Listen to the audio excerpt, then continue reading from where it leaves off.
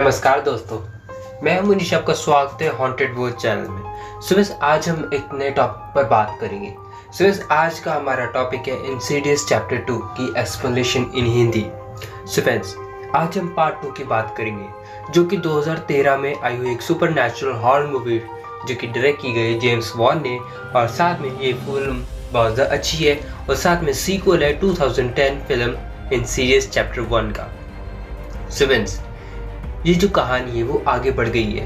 Insidious chapter 2 में हमें पूरी की पूरी स्टोरी समझ में आ जाएगी। सो फ्रेंड्स, इस स्टोरी के अंदर हमें पैट्रिक विल्सन एंड रोलन ब्राइट देखने को मिल जाएंगे, जो कि रिप्रेजेंट करते हैं role of Josh and Renai Lambert, जो कि एक हस्बैंड वाइफ होंगे, और साथ में उनके बहुत सारे सीक्रेट हैं जो कि उनके पीछे छूट चुके हैं, और साथ में बहुत ज़्यादा डेंजरस है, और उनकी जो कनेक्शन है वो स्माउ की दुनिया के साथ है, और साथ में ये फिल्म उसी के ऊपर बताई गई है।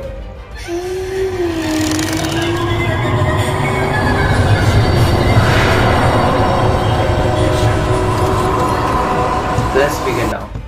1986 लॉरेन लैम्बर्ट, जो कि एक डिमोनोलॉजिस्ट थी, एलिस रेनवर्ट की, जो कि हेल्प करती है जॉश की। जब जॉश छोटा था, जॉश के पास एक पावर थी जो मैंने फर्स्ट में बताई थी। जॉश अपनी शरीर को छोड़कर स्पिरिचुअल वर्ल्ड में जा सकता है, यानी अपनी शरीर को छोड़कर मतलब रात को मतलब आत्माओं की दुनिया में घूम सकता है।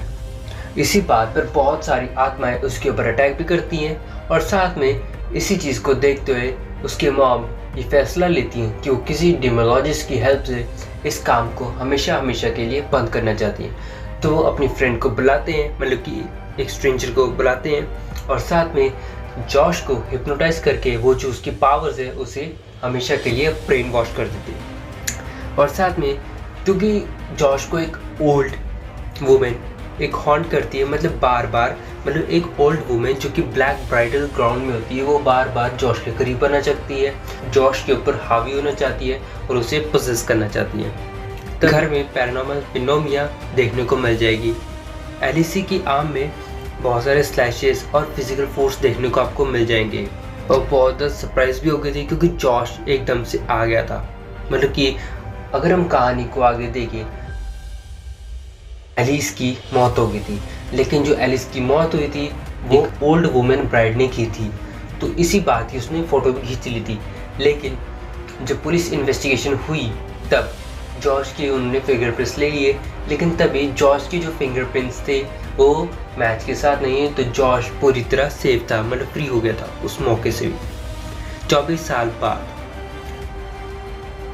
जॉश की वाइफ रिराई लैम्बर्ट, जो कि एक क्वेश्चन में अभी भी सुलझी हुई थी कि एलिसे की डेथ हुई कैसे थी। उसके बाद जॉर्ज के फिंगरप्रिंट उसके ऊपर फाउंड होते हैं क्राइम सीन से, लेकिन फिर एलिसे मर्डर्स केस का जॉर्ज रेनवे इन सभी के बच्चे या डाल्टन फॉस्टर और मतलब ये अपने टेम्पररी अपनी मॉम के घर में चले गए थे कुछ दिन बिताने के लिए, ताकि वहाँ पर लेकिन फिर भी वहाँ पर इनको मतलब कि पैरानॉर्मल एक्टिविटीज़ का फील होने लगे, जो कि बहुत ज़्यादा स्ट्रेंज थी। और डेल्टन अपनी मॉम के साथ एक बुरा सपना आता है, जो कि एक वाइट ड्रेस में होता है, अपनी एक वुमेन को जो कि वाइट ड्रेस में होती है, और वो जॉर्ज के साथ बात कर रही है, और वो बहुत ज़्यादा मतलब कि अनसीन फिगर होता है। नाई को रिसीव होती है कॉल, जो कि पुलिस स्टेशन से होती है, और जॉर्ज के साथ जॉर्ज के जो फिंगरप्रिंट्स है वो मैच नहीं है, जो कि मैंने अभी शुरू में बताया था। लेकिन फिर भी एक घोसली वुमेन है जो कि वाइट ड्रेस में, वो रिडाई के ऊपर अटैक कर देती है। जॉर्ज सभी सुन लेता है, और साथ में वो मारने की कोशिश करता है फैमिली को, क्योंकि एक मतलब कि वाइट ड्रेस में एक वुमेन होती है जो पूरे घर में घूमती रहती है, और वो सभी को धीरे धीरे करके नोटिस होना शुरू कर देती है। स्पेक्स और टकर, जो कि स्पेक्स और टकर जो कि एलिसी के फॉर्मल एसोसिएट थे, मतलब उसके साथ काम करते थे। वो 1986 के इन्वेस्टिगेशन की टेप ढूंढ रहे थे लॉरेन के घर से, लेकिन वो टेप उन्हें मिल जाती है। उस टेप के अंदर बहुत सारा कुछ जो छुपा हुआ था राज, वो सारा रिवील हो जाता है जब जॉश यंग था। एल्से तभी उसके बाद वो दोनों एलिसी के साथ कॉन्टैक्ट बनाते हैं, और साथ में वो एल्से की स्पिरिट के साथ बात करने की कोशिश करते हैं, ताकि वो अपने सभी के सभी आंसर्स ढूंढ सकें। वो एक अबैंडन्ड हॉस्पिटल में जाते हैं जहाँ पर लॉरेन काम करती थी पहले। लॉरेन ने एक बार बताया था कि जब वो मतलब कि 5 साल पहले जब वो पेशेंट का नेम था पार्कर क्रेनी, जो कि उसके हॉस्पिटल में एडमिट था, वो ना मतलब कि लिफ्ट में घूम रहा था। तभी ना वो लॉरेन को जवाब दे रहा था, वो पेशेंट पार्कर तभी रिसेप्शन पे जाके उसका कंप्लेंट करती है उस पेशेंट पार्कर का, लेकिन रिसेप्शनिस्ट बताती है कि वो पहले ही मर चुका है। तो मतलब कि मतलब कि वो ऐसा एक्सपीरियंस करती है कि हाँ मेरे साथ एक आत्मा थी जो कि मेरे साथ चल रही थी। उसके बाद लॉरेन को 25 साल बाद वही पेशेंट उस पार्कर की डेथ हो गई थी एक दिन पहले। वो ग्रुप क्रेन फैमिली का था और साथ में लॉरेन के ऊपर भी एक स्पिरिट अटैक कर दी थी उसकी मदर मिकेला, जो कि अपने आप को हर सेल्फ कॉल करती थी।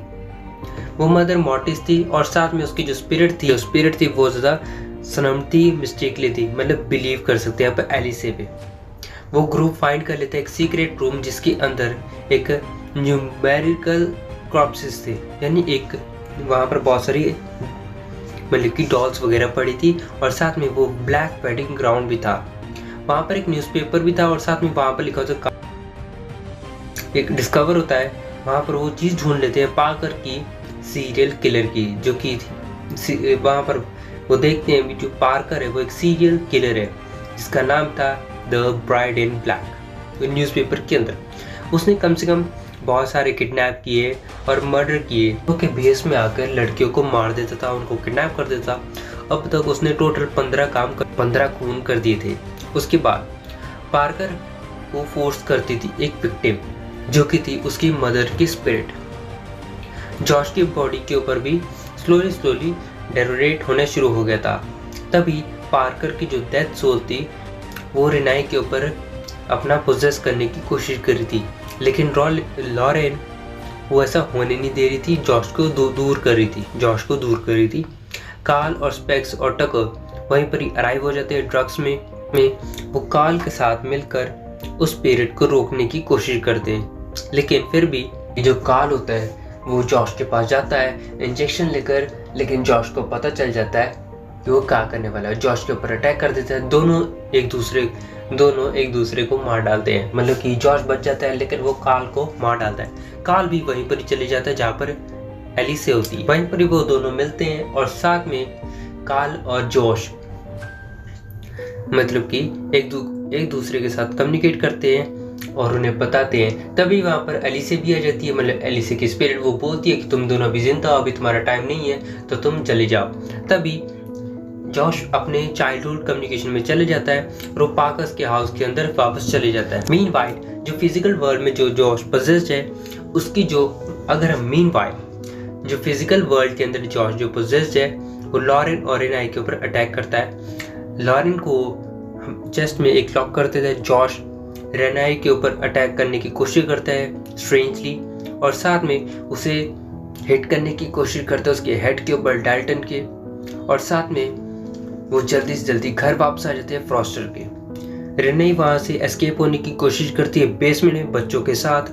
डाल्टन वहीं पर ही होता है और साथ अपने फादर को ढूंढने के लिए अपना शरीर छोड़ देता है। जॉश भी वहीं पर ही आ जाता है और पार्कर्स हाउस को ढूंढने लग जाता है, जो कि विक्टिम होती है। मिकेला वहीं पर ही होती है और अब्यूज करती है और फोर्स करती है जैसे गर्ल बनकर। मतलब कि मदर थी पार्कर की, वो उसके ऊपर फोर्स करती थी ताकि वो उसे एक बेटी मिल सके, यानी लेकिन पैदा हो गया एक लड़का तो उसे फोर्सफुली लड़की बनने पे मजबूर करती थी, वरना उसे मारती थी बहुत जोर के। इसलिए पार्कर हम अपने आप को लड़की बनाकर ही रखता था। उसके बाद एलिसे उसे बचाती है जॉश को, और साथ में मिकेला की आत्मा को वो डिस्ट्रॉय कर देते हैं, और साथ में जो पोजेस्ड जॉश है जो मर्डरिंग कर रहा था अपनी असली दुनिया में उसे रोक देते हैं। कार्ल जॉश डाल्टन वहां से वापस आ जाते हैं स्पिरिट की दुनिया से, और साथ में अपनी लाइफ में वापस चले आते हैं। और साथ में जॉश फाइनली रीगेन करता है अपनी कंट्रोल हिज बॉडी, और जो लैम्बर्ट है में जॉश और डाल्टन वापस कहीं पर अपनी मेमोरी को वापस खो देते हैं। उसके बाद कुछ टाइम बाद स्पेक्स और टकर को वहीं पर ही उस घर के अंदर एक डॉटर मिलती है जिसका नाम एल्सन था, कोमा में होती है। कोई भी नहीं चाहता एल्सन एक यंगर बच्ची है, मतलब सिस्टर है, उन्होंने फर्स्ट टाइम देखा था बिहाइंड स्पेक्सोटा करके, लेकिन फिर भी पोटेंशियली एबिलिटी है कि वो एस्ट्रल प्रोजेक्शन है। एलिसी की स्पिरिट पास करती है बिटवीन एलिसेस रूम के, एल्सन्स रूम के, लेकिन फिर भी बहुत ज़्यादा टेरिफाइंग लुक होती है।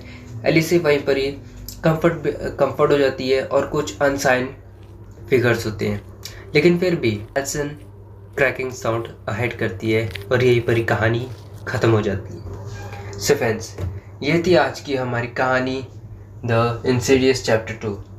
मेन बात है क्योंकि इसके अंदर हमें पहले और 2 चैप्टर कंबाइन है, तो इसलिए आप ज़्यादा कंफ्यूज मत होइए। इस चैप्टर को अच्छे से एंजॉय कीजिए और साथ में अगर आपको हमारी वीडियो पसंद आई तो ज़रूर उसे लाइक कर दीजिए। So friends, this is haunted by Manish signing off. Take care, be healthy and good bye.